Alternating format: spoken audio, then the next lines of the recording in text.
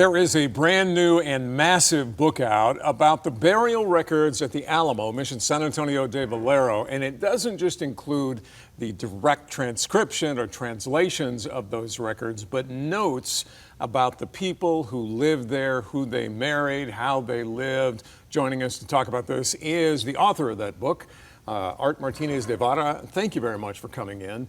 Now, you are, by trade, a lawyer, and you got into this fascinating historical research how? I was representing the Alamo Defenders Descendants Association and the Tapilam Coltecan Nation, and we had applied to the Texas Historical Commission to designate Mission Valero, or the Alamo, a historic Texas cemetery. And this was years ago? Yes, 2019, I believe. Okay. And to our surprise, the Alamo Trust filed a letter with the Historical Commission arguing that there was no cemetery at the Alamo. And so the task fell on me to prove otherwise. And so, you know, I knew that it was a mission, that there were sacramental records.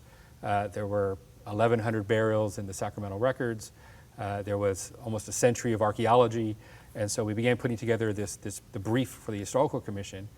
And that's kind of really the origin and genesis of the book. And now their response to this was to say that it wasn't. There was eventually a settlement that came out of that. But tell me about the book. What do you want the book to say, to show about the people there? Well, one of the things that I've realized is that there is a tendency to overlook the mission period at the Alamo, the indigenous inhabitants, the people that actually built the Alamo. You know, after this hearing was over, I realized that we needed to go a little bit further and know who were these people, right? You know, because a burial record might simply say, you know, Francisco, a Jarame Indian, was buried on this date. Well, who was Francisco? Who was he married to? Who were his children? What role did he play in the mission? You know, did he contribute to something? Or did he get in? You know, did he have a court case against him or anything like that? And so we started looking at the other sacramental records, the other mission era records, military records, other sources, and found this rich volume of information about these people. And so we've annotated each entry to the best of our ability to kind of revive and kind of give a little mini biography of who these people were and what their lives were like. And one of the things that's fascinating just from the direct translation, and first of all, the Catholic Archdiocese here just transcribed their own, they have their own books of burials is one, baptisms and weddings. And that's the transcription, but it also includes, I don't know how many different groups of Indians, or you call them naciones or tribes, right. Families. Correct. How many are there that were at the Alamo? Right. It's hard to say exactly because there are several that are similar sounding, and these are being written down by the Spanish friars, you know, Hispanicizing it. So, but there's roughly around 50 groups, and you can categorize them in different ways, right? So there was an original group that came to found the mission, and they're originally from the Rio Grande area. Those are, you know, Jarames. And they kind of maintained their status within the mission period, kind of as the leaders. You know, they hold lots of political offices and whatnot. Then there are groups of Coltecans, and that's a language group that are from the San Antonio River Basin, you know, Medina River area, that are the ones that are being recruited into the mission. And then, you know, throughout the mission era, there's other attempts. There's coastal Indians, the Karankawas and Cocos are brought in. There's everything from refugees to there's groups of people called colleras, or like colored ones. These are Wichita and Tonkawa Indians who had attacked Mission San Saba and were given basically a sentence of exile and slavery, and so they're brought into the mission as slaves. There's Apaches. There's one reference of a Ute Indian girl who's sold by the Apache into the mission. And the Utes are from the Four Corners region, you know, and so there's a large number of people. And so with, you know, which is very important because what happens at Mission Valero is something we call ethnogenesis, that you have all these different groups and they kind of meld together. These are the founders of San Antonio, basically. And they intermarried with the Spanish, mostly soldiers who came here, and the percentage of the Native Americans you're talking about here is what? of the founders of San Antonio, basically the people who lived here. Certainly the majority. And even the presidial soldiers themselves were mostly of mixed race as well. I mean, it's very rare to find a pure, Spaniard by that in time, early the San 1700s. Antonio. Right.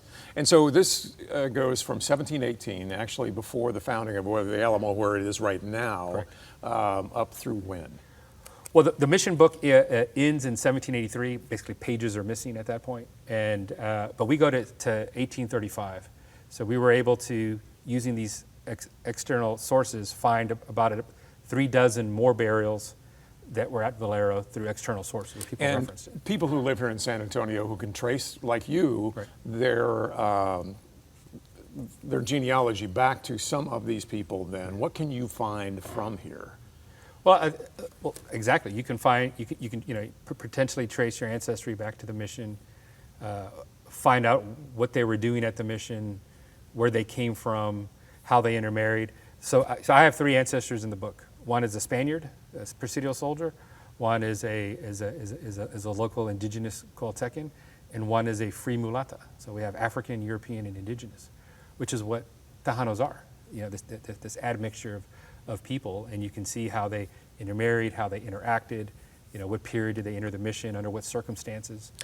And now I talked to Ramon Vasquez of the American Indians of Texas at the Spanish colonial missions, and he's talked about how the DNA now, like Ancestry.com, recognizes Coahuiltecan and DNA from this area now. Absolutely. It's more and more specific to this area, so people can then trace the actual ancestor, but then the DNA you can also compare to others, whether or not you may be related to someone else? Absolutely, yeah, absolutely. In fact, I started representing Top Pilam just as their attorney. I did a DNA test, and I came back related to 4 of the 5 tribal council members. And then based upon that, we started digging into our DNA, and we've been able to find the actual genealogical connections. But it was just, to me, it was just a random accident, but most people that are from San Antonio, that have long, family history here, a very likelihood that you are descendant of of a mission Indian. And you want this as not the definitive book, but as a work in progress, because you're getting reaction already from people, and so down the road you'll be writing different versions of this, updated? Yeah, I mean, again, when you annotate something like this, you could probably annotate for a century.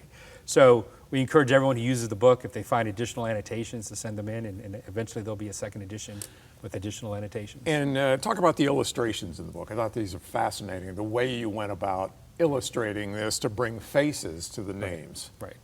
Yeah, so again, with this invisibility bias, one of the things is it's hard to humanize people when they're just a one sentence in a record. So we decided to heavily illustrate the book. Traditionally that's a very costly and time-consuming method, so we utilized some of the new artificial intelligence tools to illustrate. And so, we knew a lot about the people as far as where they came from, maybe their professions, their age, that type of thing. And so we were able to illustrate the book and kind of, show people some of the activities, that are going on at the mission. And the different ways that the natives are illustrated compared to the different ways that the Europeans or Spanish are. Correct. So we chose to depict all the indigenous people in a realistic, artistic style, and all of the non-indigenous people in a more abstract style.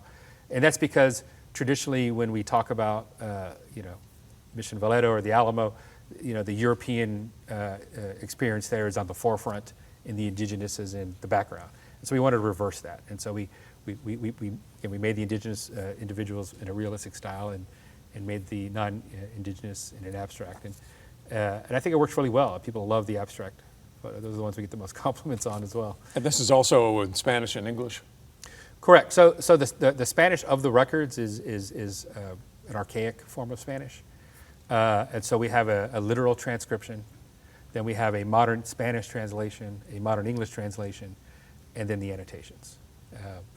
And so it's very difficult to read, especially with the abbreviations. A lot of some of the term, it'd be like reading, this is this is the 1700s, so just the analogous of reading English written in the 1700s. There's going to be terms of use and things that are not familiar to even the modern English reader, similar to the modern Spanish reader. Well, the level of detail on this, I can't describe to people how specific it is to individuals and their relations and their cousins.